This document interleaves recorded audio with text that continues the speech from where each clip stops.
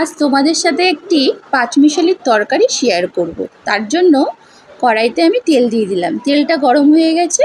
এবার একটু পাঁচফোড়ন দিয়ে দিলাম, পাঁচফোড়ন দেওয়া হয়ে গেছে। এবার একটু আমি শুকনো লঙ্কা দেবো, শুকনো লঙ্কা দেওয়া হয়ে গেল। একটু রসুন দিলাম, দিয়ে এইগুলো ভাজা ভাজা করে নেবো, একটু লাল লাল করে ভেজে তারপর আমি সবজিগুলো দিয়ে দেবো, একটু লাল লাল করে ভাজবো। তারপর আমি সবজিগুলো বলতে কাঁঠাল দানা, কাটোয়ার ডাঁটা, আলু, পটল, কুমড়ো দিয়ে সবজিগুলো দিয়ে দিলাম, দিয়ে একটু নাড়াচাড়া করলাম। করার পর একটু নুন আর হলুদ দিলাম, দিয়ে ঢেকে দেবো, এটাকে ঢেকে দেবো। এটা একটুখানি সেদ্ধ হলে তারপর অন্য মশলা দেবো। আস্তে করে ঢেকে দিলাম, দিয়ে এটা সেদ্ধ হলো। তারপর আমি আবার ঢাকা খুলে দেখবো কত দূর হলো।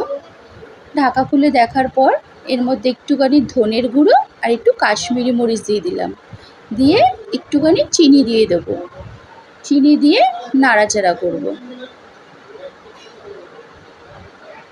নাড়াচাড়া করে তারপর এটা আমি আবার ঢেকে দেবো, নাড়াচাড়া করব ভালো করে। তরকারিটা সবগুলো যেন ভালোভাবে মিশে যায়।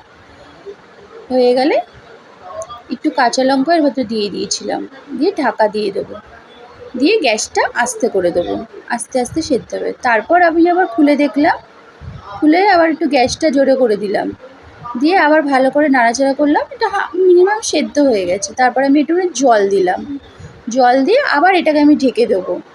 ঢাকার পর আবার গ্যাসটা জোরে করে দিলাম, দেওয়ার পর এবার আমি আবার ঢাকা খুলে দেখলাম তরকারিটা হয়েই এসছে। এবার আলুগুলো একটুখানি এই পাঁচমিশালির তরকারিতে সবজিগুলো একটু ঘেটে দিলে কি তরকারিটা দেখতে সুন্দরও হয় আর গ্রেভি গ্রেভি একটু হয়। ভালো করে নাড়াচাড়া করে তরকারিটা ভালো করে নাড়াচাড়া করলাম, করে আমি সব সবজিগুলো একটুখানি ঘেটে দিলাম। আমার তরকারি শেষ। এরমভাবে করে দেখবেন, ভাতের সাথে খেতে খুবই ভালো লাগে।